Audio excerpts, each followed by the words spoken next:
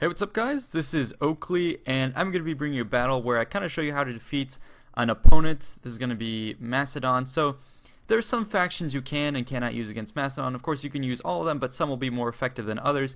Usually what I recommend against Macedon is, you can do a mirror matchup choosing Macedon, or what you should do is get something that could encircle Macedon. You generally want to have some cavalry counters, so for example, choosing Rome or even some of the Arverni or the Iceni, which have strong cavalry, is going to be good. But what I show you in this battle is how to try and defeat them with the Romans. So I know as the Romans, I'm going to have to fight off his cavalry. So what I do is I bring Praetorian cavalry to come toe-to-toe with his Aspis and companions. Then I bring extra spears. I also have elephants to break up the cavalry fight. And then I have some Praetorian infantry as well as some legionnaires.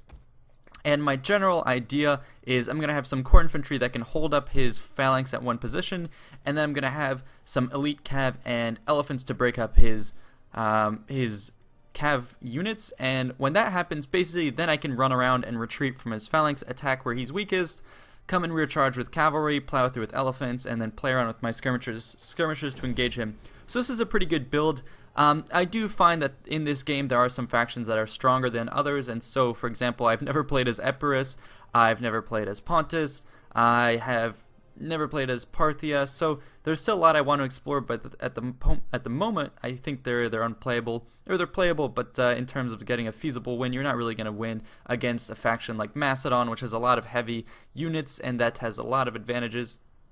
So what I've been doing is playing a lot of these quick battles which rank you against opponents, and you're starting to see more and more people deploying their heavy infantry and sort of just going for core units. So for example, Rome is going to be a particular faction that has a lot of heavy units and very good cavalry, so you'll see people amass a lot of those. And you'll see people choose Macedon a lot, have a lot of these royal phalanx units, and as you'll see in this battle, some people do bring artillery, so I hope in this battle I can kind of show you how to counter this and how to put together a relatively good build and then how to manage them. So you'll see that the map itself is going to be another one of these rainy, foggy maps in the forest. That means visibility is going to be poor. For some people that means they're going to try and devolve on their tactics and just wield their troops in a big blob and kind of move them around together because they find that's easier.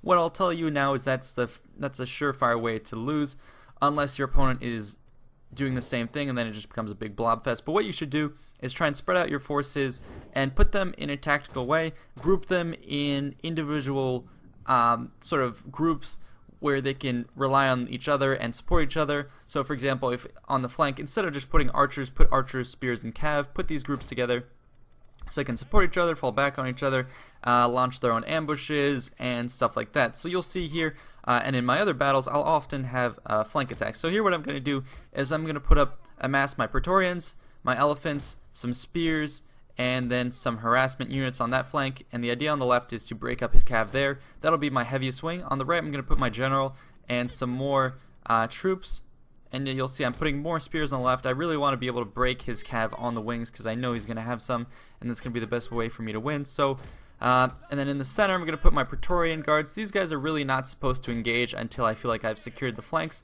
so I'm going to put them over in the middle, and then yeah, I'm going to put my slingers and skirmishers a little bit up towards the front, and you can see where I'm deploying them. They're going to be in the forest, that's one point, and then they're also going to be within the security of my flanks and my center body, so don't leave your skirmishers out in the open, always have something to support them. So that's kind of my deployment. I always have sort of three components, one central body and then two flanks. I tend to think that's the best way to go about doing this. My opponent has of course a lot of foot companions, and he's actually brought scorpions, 2 scorpion units, and general back there. So right off the bat, when you see artillery like that, just know that your opponent is going to be trying to target your most elite units, and he's trying to get the bang for his buck. So immediately what you want to do is try and move your forces into the forest if possible, spread out your troops, and do all that you can to avoid taking fire. So that's basically what I'm going to do here, is move my troops into the forest slowly. Now I know at this range he's not going to get too many hits, but with an opponent like this, usually what they're going to do is they're going to think that you have to come to them because they can force you to engage because they're, destroying you so heavily with their artillery. But that's not the case if you can actually keep your forces in the forest. Just let him wear out his ammo and slowly creep up in the forest. Don't give him the opportunity to have too many shots on you. You can see here I anticipate that he's moving up his cav on the flanks hidden in the forest, so I'm going to prepare to countercharge them if they come through. I'm going to move my spear and my cav up. Going to keep these elephants hidden because I don't want them to be discovered just yet. That's going to be my ace in the hole to break either his phalanx or his cav. Then I try and goad him to come off the hill, or at least I'm thinking about telling him to come off, but at this point I see that he's actually moving forward, so that's good. You know, he's not going to hill camp. That's what you want to see.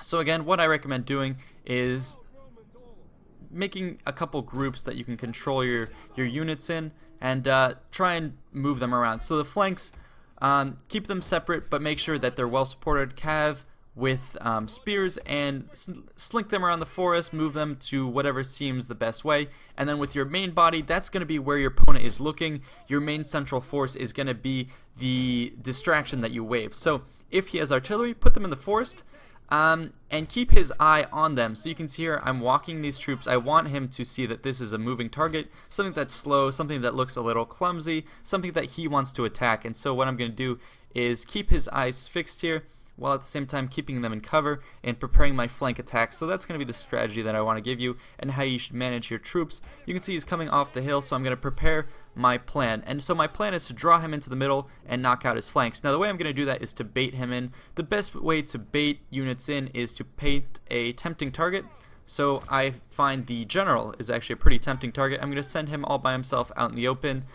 Usually that's a good enough target for your opponent to reveal any cavalry and chase them down. So he's going to do some scouting for me, but also remember that he has some scorpions, so they might be taking damage, so you have to make sure he's not out in the open for too long. I'm going to move in some hidden support, some skirmishers, and also some spears are going to be moving up to support my general.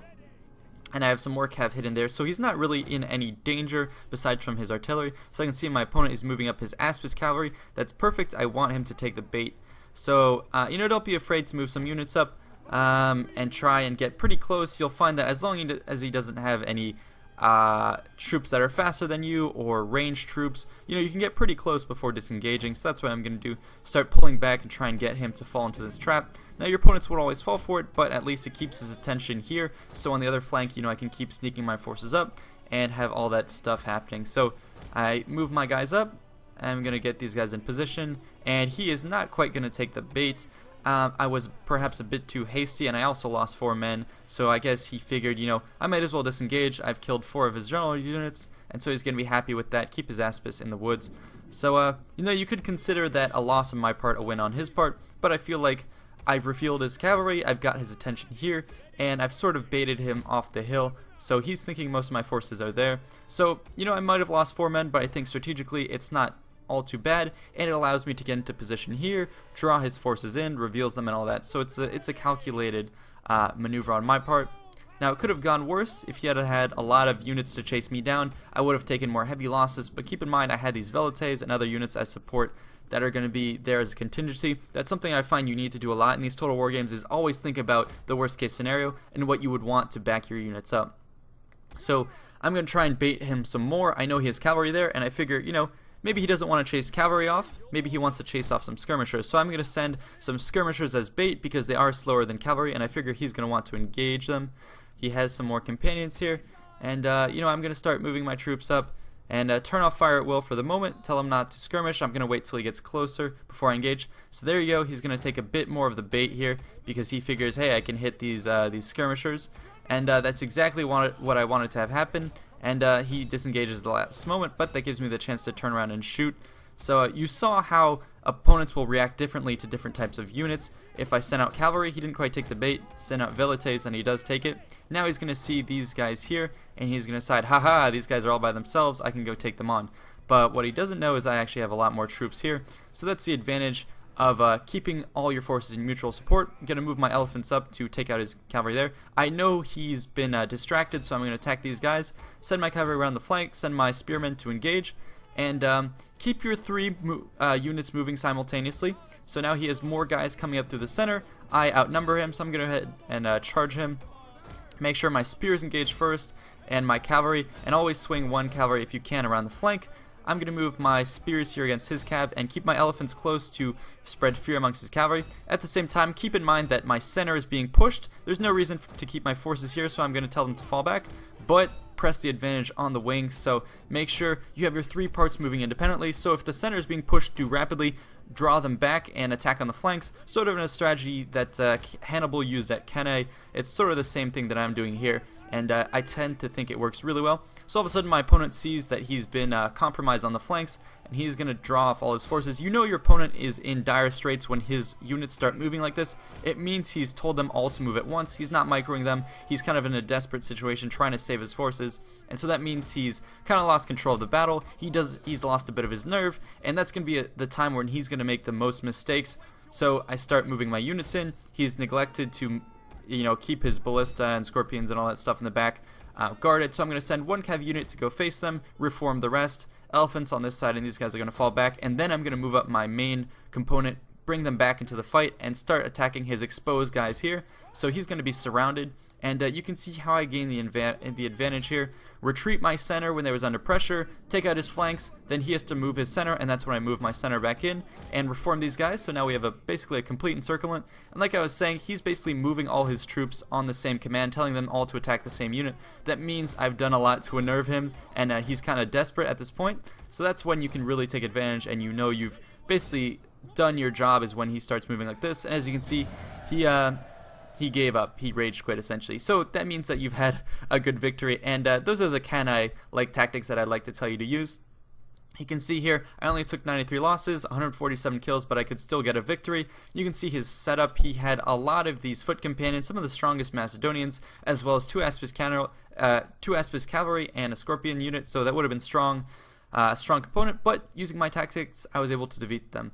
So anyways, I hope you enjoyed. Also, make sure to check out this video here. It's the start to my series where I'm talking about the first Punic War. Now keep in mind, this is going to take me a while to make each series, but I hope you can enjoy the first one at least until I get the next one up. It might be a little while, but I hope you enjoy both this video and the Punic Wars one. See you next time.